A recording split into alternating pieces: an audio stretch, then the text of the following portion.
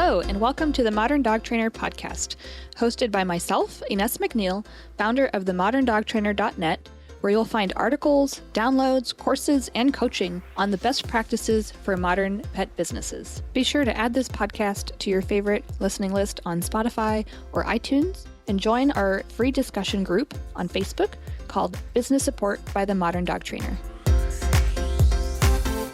Welcome to the Modern Dog Trainer podcast. I'm super thrilled to have our guest here today. She is well known in the industry for her work on separation anxiety and kind of leads the industry with teaching lots of other trainers on how to handle it as well. So we have Malena DeMartini, and she's going to give us kind of a little bit more thorough introduction and tell us a little bit about how you got here. Oh, I'm so excited to be here. Thank you for inviting me. Welcome. I love talking about separation anxiety, and it sort of sounds funny because a lot of dog professionals are like, oh, that is the least favorite type of behavior for me. You know, that's a lot of the consensus out there. But for me, it is my passion, and I absolutely enjoy every second of working with separation anxiety. So it's great to be here. Oh, that's awesome. Just a little bit about what I do. I've been working with separation anxiety for 20 years now. I don't know how 20 years flew by so fast, but it did. Yeah. And I not only work with clients directly, which, by the way, we have been doing separation anxiety training remotely for over 10 years before it was ever a thing to do remote training. And it's one of those behaviors that really marries beautifully with remote work, because we're leaving the dog to experience an absence, so we don't want to actually be there. So in addition to working with the clients, I also have been training other dog professionals to work with separation anxiety. We have a group of over 110 certified separation anxiety trainers all over the world.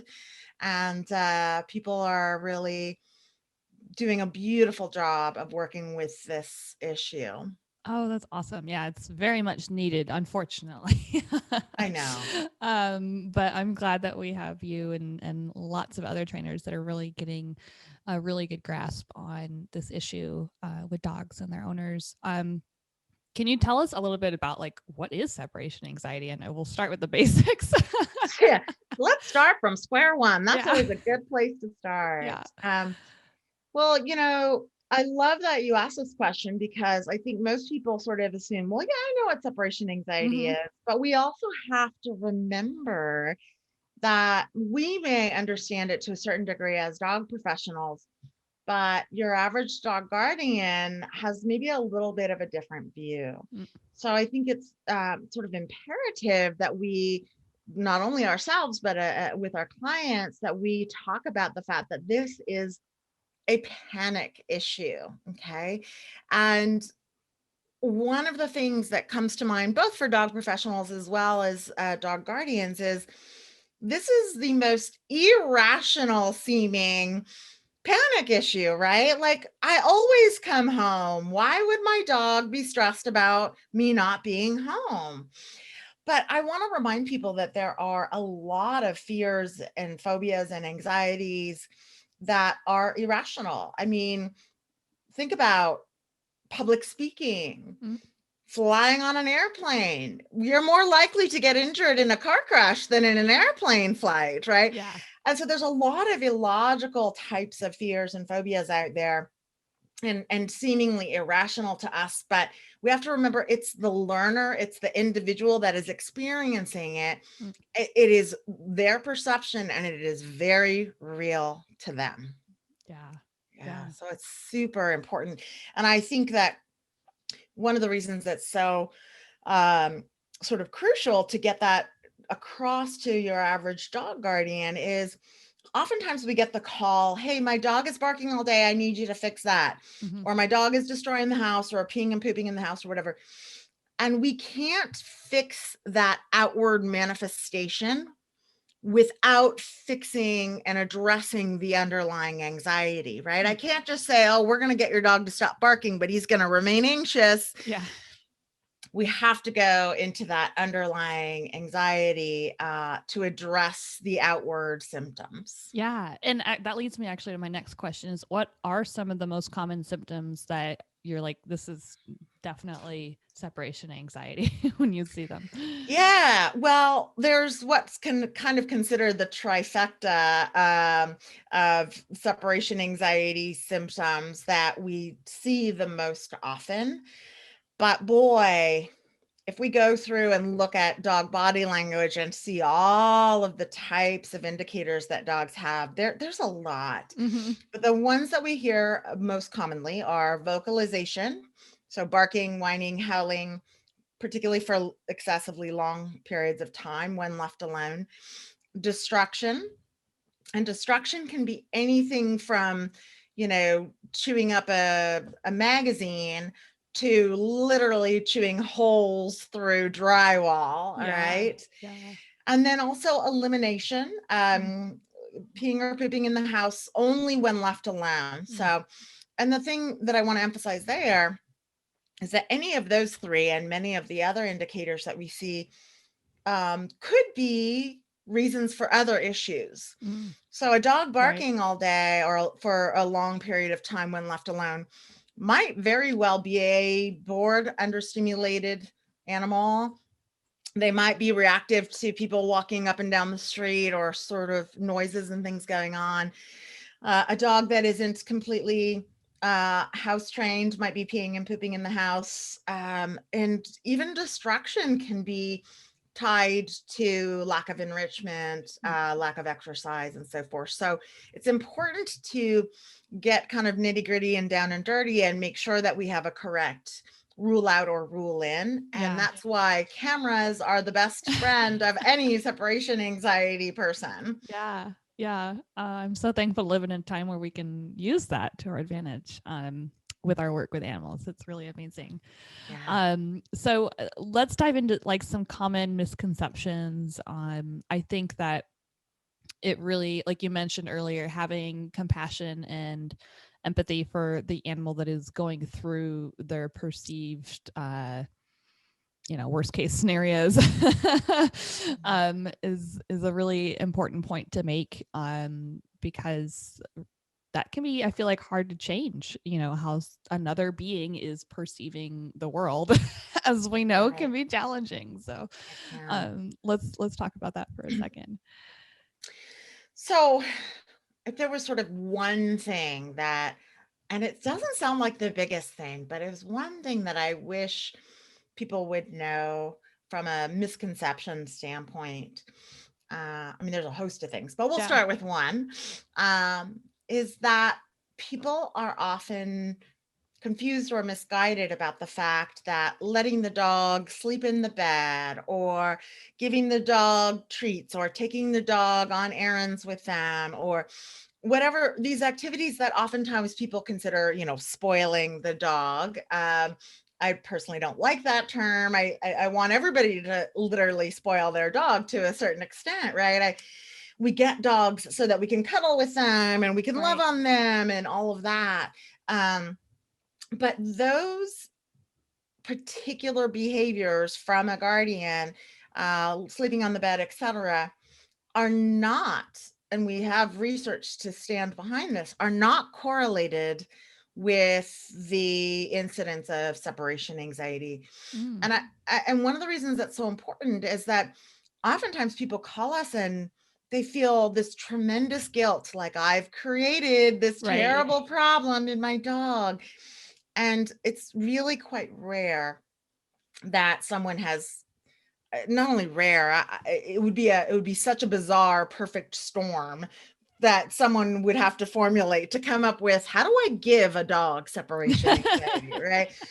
And so, but I want people to really understand that it is not about, giving affection in various ways, and that we really know that is not a correlation with separation anxiety. And I think that's huge for people to realize. Yeah, to realize that it's not your fault that your dog is behaving this way. That's right. Kind of on that topic, where does it stem from? I know that life changes, being adopted is like one that really tops, my list is a new dog being adopted in a new home and not knowing what to expect. But what are some situations that may cause separation anxiety, or where does it stem from? So, this is a really great question. And it's one that you're going to have to cut me off because I can start talking about this answer like for hours, but I'll give you the short and skinny. I'll refer actually to an interesting study that was done by Ogata in 2016, and it was a lit review. And we're very lucky. In the past 4 decades, there has been a tremendous amount of research done on separation anxiety, far higher than any other dog behavior issue that exists. And so we have a lot of interesting research and understanding. One of the things that study in particular mentioned was, we have all this research that shows certain correlations and certain types of ways that we can mitigate things, etc. We, as of yet, have very little to no information about the etiology or the reasons behind why dogs get separation anxiety. Good news, however, in the last couple of years, the brainiac people in the research world have actually discovered, and I'm not a geneticist, so I'm probably going to say this word wrong, but they've actually discovered a haplotype, which is like a genetic marker for simplification purposes, that indicates that a dog might have the propensity for separation anxiety. Wow. And I want to emphasize propensity because we know about genetics, but we also know about epigenetics. Yeah. So that can exist as the propensity to have separation anxiety, but maybe it's not until, let's say, the client moves to a new home that the separation anxiety starts to show up. So the dog had the potential to have it all this time, but there was a precipitating event that sort of brought it to the forefront with the epigenetics in play there. And one of the things that's so great and also not so great about realizing that we've got a genetic potential is it's really helpful for you and for me to say, cool, that means it's not, it's not the client's fault and it's not this and it's not that. But at the end of the day, when you have that dog and that is your beloved being that has separation anxiety, your focus switches from, well, genetics or otherwise, I've got a problem on my hands. And so we want to take the focus away from the genetic side and sort of place it on the behavior side and address the behavioral issue from a training support process. So as much as I think it is absolutely fascinating that they found this sort of genetic research with separation anxiety, I don't know that it, as of yet, really helps us. I think at some point in time, the genetic research will help us potentially develop more targeted and specific pharmacology that will be, better suited for separation anxiety dogs. And I think there's other things that will come about it. But at the end of the day, if you have a dog in front of you with separation anxiety, you're not so worried about the genetics. You're worried about what you can do about the problem. Right. You're like, okay, cool. So what do we do? Yeah, exactly. Awesome. What are some other misconceptions about it, especially from a trainer standpoint? What are some of the mistakes that you see trainers making when trying to treat separation anxiety? So from a misconception standpoint, as opposed to a mistake, I'll start with one other misconception. And it's one of those things that I think, gosh, if I had known this when I first started with separation anxiety 20 years ago, it would have been really helpful. And I think people are surprised by this, but I'll give you a funny example. Years ago, I was speaking at APDT and we had a really big audience. And I presented this discussion and I said, all right, anybody that's in the audience that will work with mild appearing separation anxiety, raise your hand, right? And no, it wasn't all the people in the audience by far, but it was a fair amount of people. And then I said, okay, keep your hand up. Now, if you will work with severe appearing separation anxiety cases, keep your hand up, otherwise put it down. And it was like, whoosh, like the audio, like, oh, there's one lady in the back that's got her hand still raised. Great. I mean, it was like nobody would touch it. Here's what's so fascinating. And this is part of what we found by having so many educated and skilled trainers working with us. The outward presentation of separation anxiety can sometimes appear mild or appear moderate or appear severe. But realistically, that is not an indicator as to whether it's going to go quickly, whether it's going to be somewhat simple or somewhat complex, because we all assume, oh, the dog that's jumping out the window and self-mutilating and screaming and all this stuff, that's going to be like a hard, really long case. And the dog that's just kind of pacing around and a little and whining, probably that'll go quickly. And that's not necessarily the case. There's no exact relationship that we are able to find between dogs that have an outward display that seems a little more mild than those that have an outward display that seem a little bit more severe. And that is not correlated with the difficulty or the amount of time that the case takes. And I think that's really cool because a lot of people will be like, I won't take on a quote severe case, but quite frankly, that protocol works not from a cookie cutter standpoint, but that same basic protocol of systematic desensitization will work for both. And it's really up to the individual dog as to how quickly it will proceed. Awesome. Yeah, no, I think that's really important to understand. And really interesting. I don't think I've worked with a whole bunch of separation anxiety. I'm looking back like 10 years, but yeah, it definitely was something that I personally stayed away from in general. Just because it was, I think a lot of times people look for like the quick fix, right? And so to be able, there's a big human management component to separation anxiety beyond just the dog and expectation settings and everything that is its own challenge, right?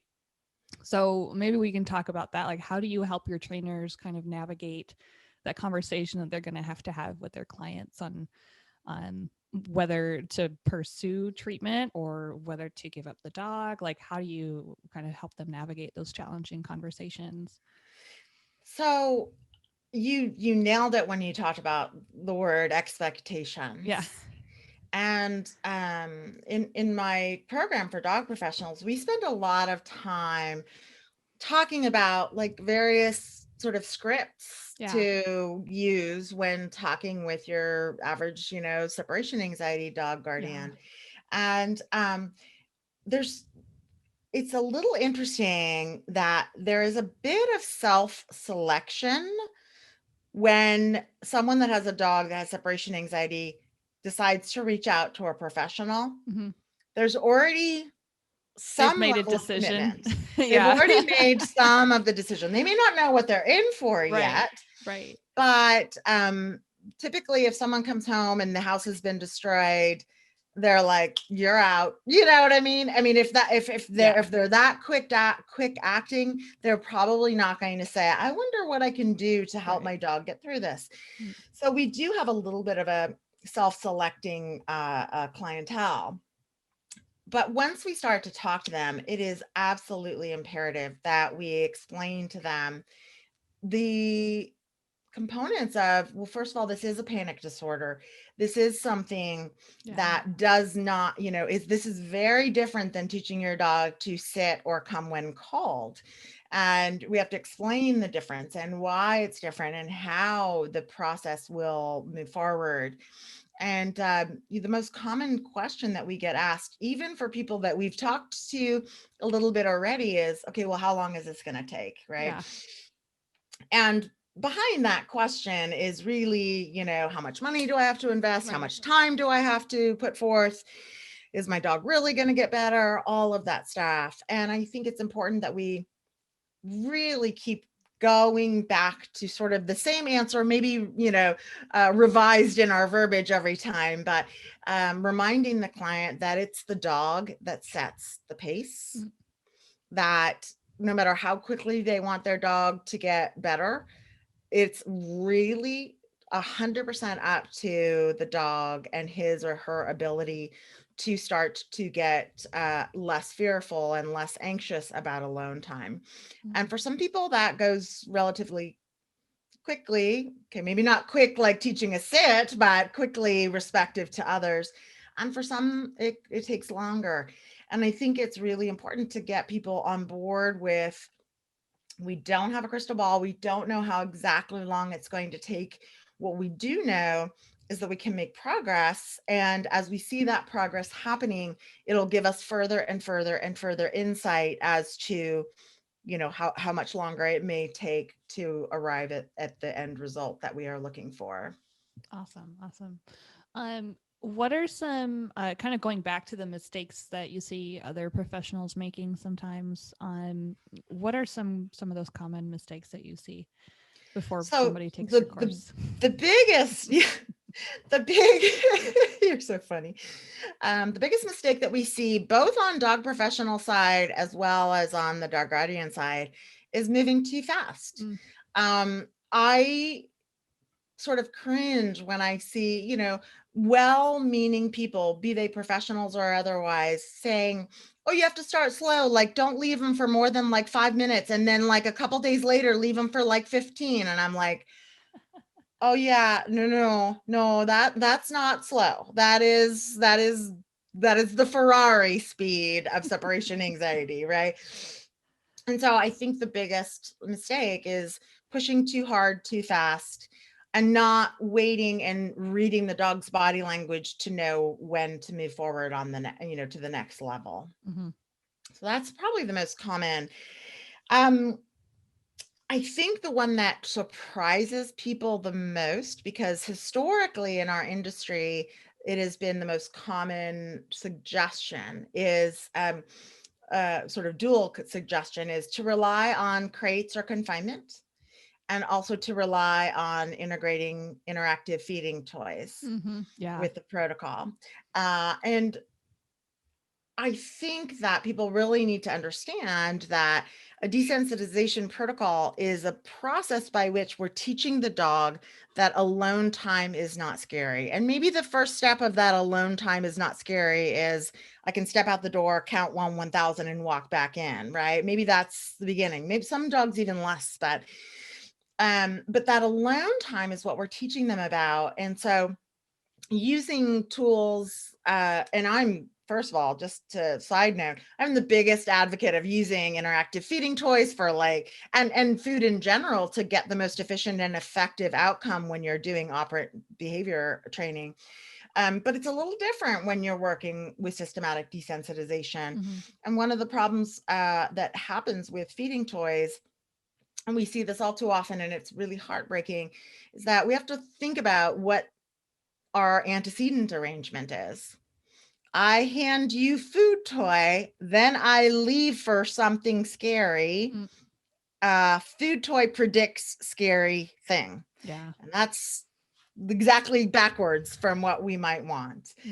And so, I worry when people rely very heavily on food toys for that reason and many others. And the other is, as I mentioned, crates, because or confinement in general. It's, again, I'm a big advocate of the use of confinement for many, many management purposes. For a lot of dogs, confinement anxiety is very, very real as a comorbid issue with separation anxiety. And a lot of people feel like they need to use confinement because they are concerned about the dog peeing or pooping or chewing on, the door or whatever.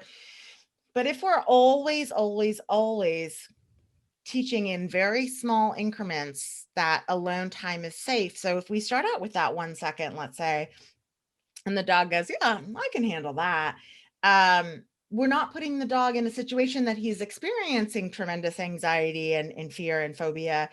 So we're not going to get that destruction or elimination in the home. And so it seems logical that we have to sort of like save our environment, save our, home belongings, et cetera, from being destroyed. But we won't have that problem if we're not putting the dog in a stressful situation. Right, right. No, I think that's a really good point in that the way I see it is those enrichment toys, which are wonderful, Amazing, kind of become yes. a distraction from like what is actually happening, and that's you leaving and the panic that's kind of going to follow. So it's kind of like another interesting example of like how tools can maybe seem nice at first and offer like that quick fix and appear to be working when really the main issue kind of below the surface hasn't been addressed, right?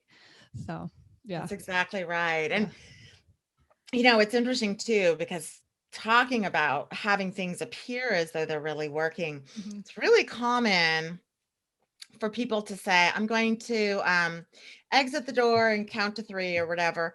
And as long as my dog is quiet, I'm going to come back in and reward him. Mm-hmm. And one of the things that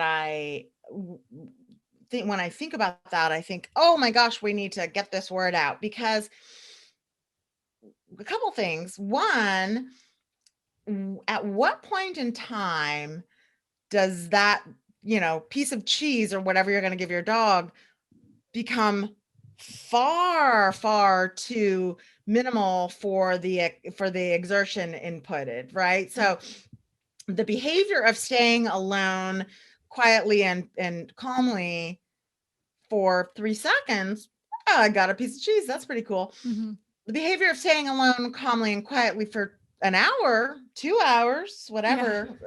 I don't know I think that behavior is a little too expensive for that piece of cheese, right? And there's so many other reasons that methodology initially appears to be working, but it actually crumbles as we start to move forward in our protocol. And so I really encourage people to remember that, we talk about desensitization and counter conditioning as if it's like one big word, right? I mean, it's like peanut butter and jelly. They have to go together. But that's not true. I mean, you can make a perfectly good sandwich out of peanut butter alone. And desensitization is that powerful tool that you can use. There's always some counter conditioning that's happening. There's Pavlov's over there and but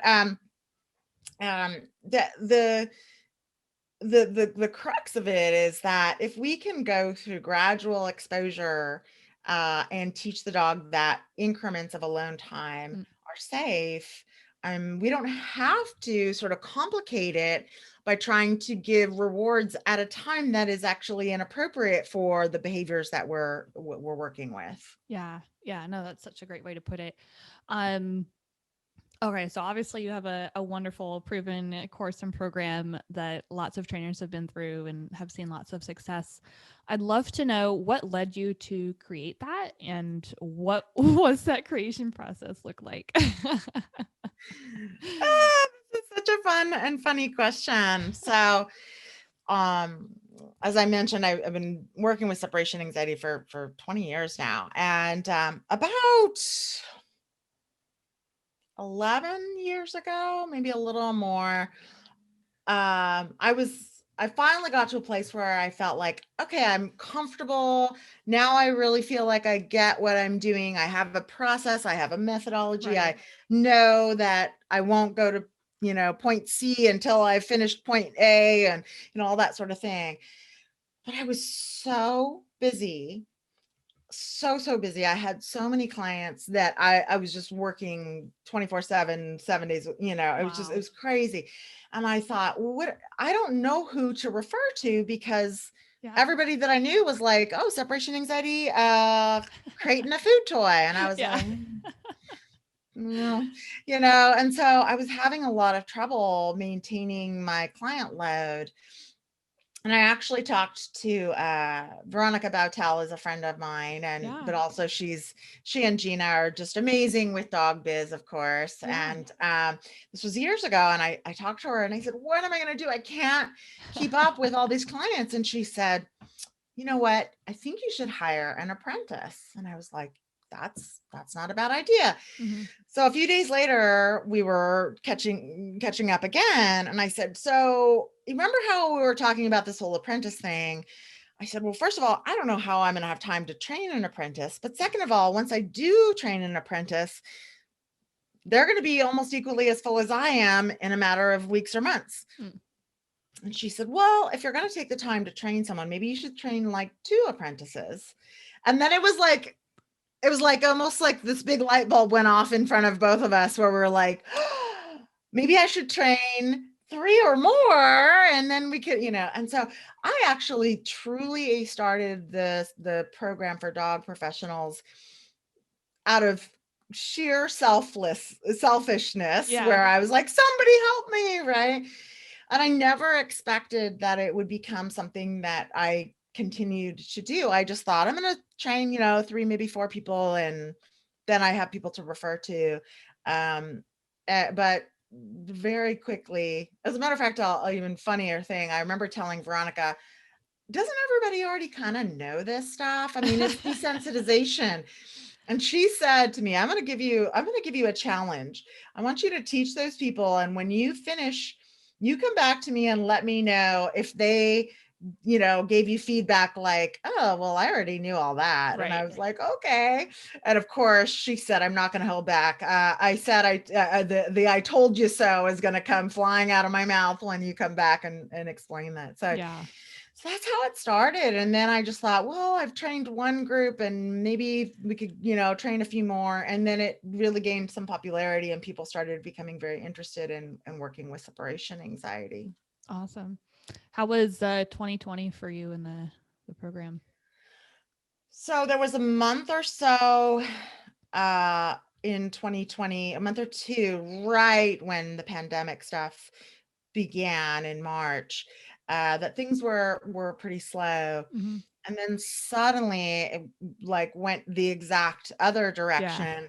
And we're now having, well, I won't say we are in trouble keeping up, but I mean, it's fast and furious. There's a big demand. And yes.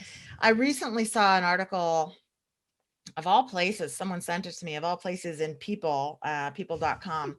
I know, right? Not exactly your high education dogs magazine or whatever, but that they did some interesting polling, and they said that 50% of and it was a large sample size, 50% of the people that they asked said that they thought that their dog definitely had separation anxiety. And this was just published late November last year.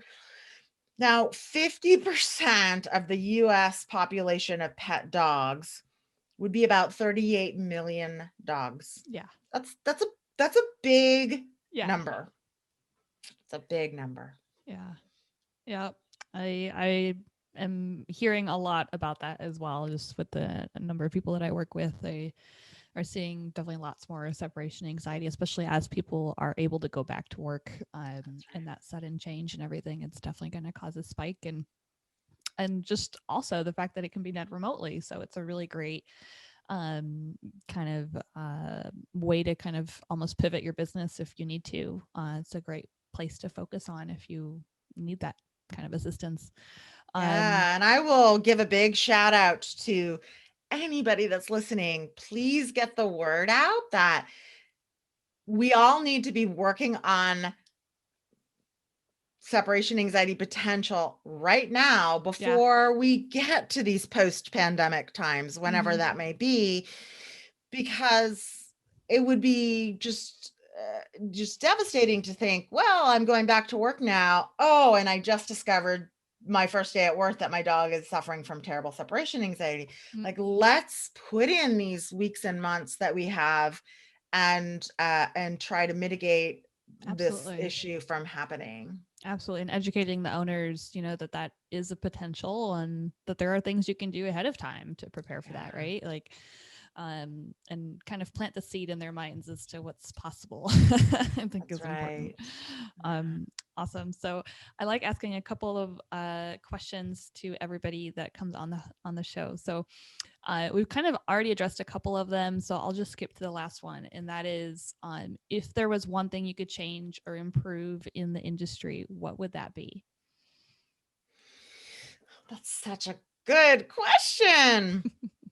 Okay, well, specifically from my perspective with separation anxiety, one of the things that I come across, and this is true of a lot of behaviors, but I just have this particular perspective from separation anxiety.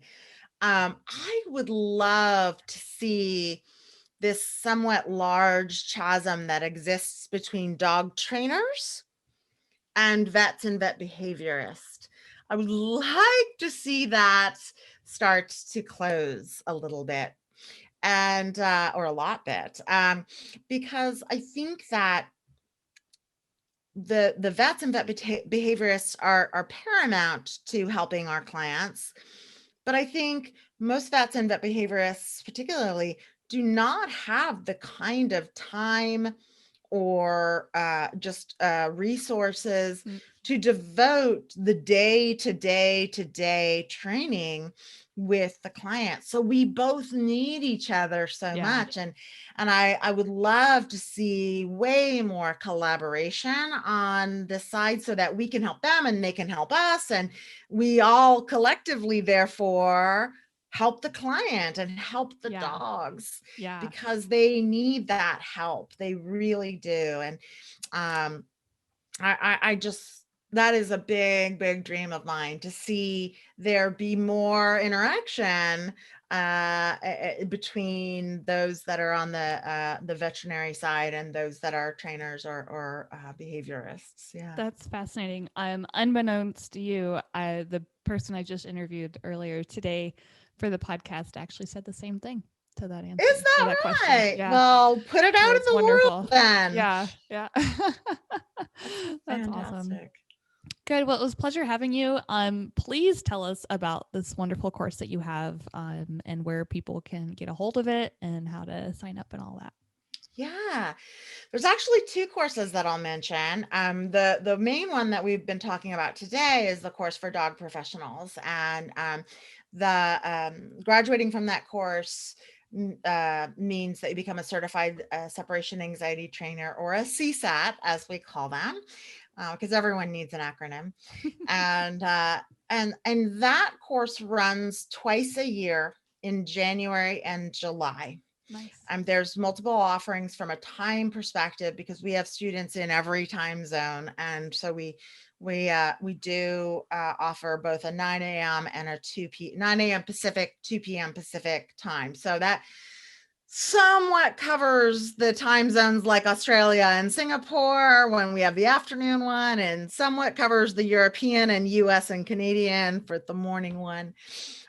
We do have a pretty darn long wait list. Mm. And so for anybody that is interested in learning more about the course or potentially applying, I would do so sooner rather than later, because Yeah. it might be a full year out until you get enrolled, until you get to participate in the program. Mm. Um, my website, which is MalenaDeMartini.com, has information for trainers as well as for dog owners. And so under the for trainers section is information about the separation anxiety certification program. And obviously, I'm always available to answer people's questions as well. Now, the second program I want to mention is something that I developed several years ago. It's an online self-paced course for dog guardians that have separation anxiety dogs. Mm. And it was sort of my answer to people sometimes aren't really ready to get started. They don't know where to start. They don't know what to do. They're not sure if they want to work one-on-one with a trainer right away, Mm. or maybe even financially, they don't have the means to do that. Mm. It's a $99 online program. It's all self-paced. You have a lifetime access to it. And I answer questions, comments, posts in that program every single day. Oh, nice. So people are not alone. And then obviously everybody kind of supports each other in there as well. It's very comprehensive. And we have seen a lot of success from our students. So it's a lot Wonderful. Of fun, and I recommend it if you know someone that has a separation anxiety dog and they're not sure where to turn. It's a great starting point, or even starting and ending point if they want to go through it and do the work on their own. That's awesome. What a great idea. Well, thank you so much for joining us today. It was a pleasure having you, and I'm really, really excited to share all this information with everybody that listens. Thank you. This was awesome. And your audience is just incredible. So I'm so honored to have been here. Awesome.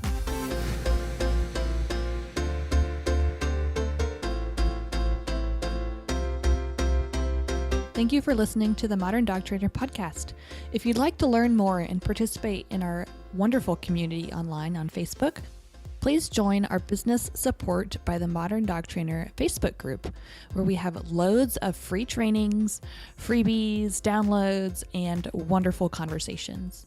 If you'd like to learn more about working with me, the Modern Dog Trainer Academy is currently open for enrollment. In this program, I help great dog trainers build sustainable and profitable six-figure businesses. If this sounds like a program that you might find interesting, head on over to Facebook and send me a private message with the phrase six-figure trainer, and let's talk about whether this program would make sense for you. And as always, you can find loads of free resources, articles, blogs, handouts, and ebooks on my website at themoderndogtrainer.net. See you in the next episode.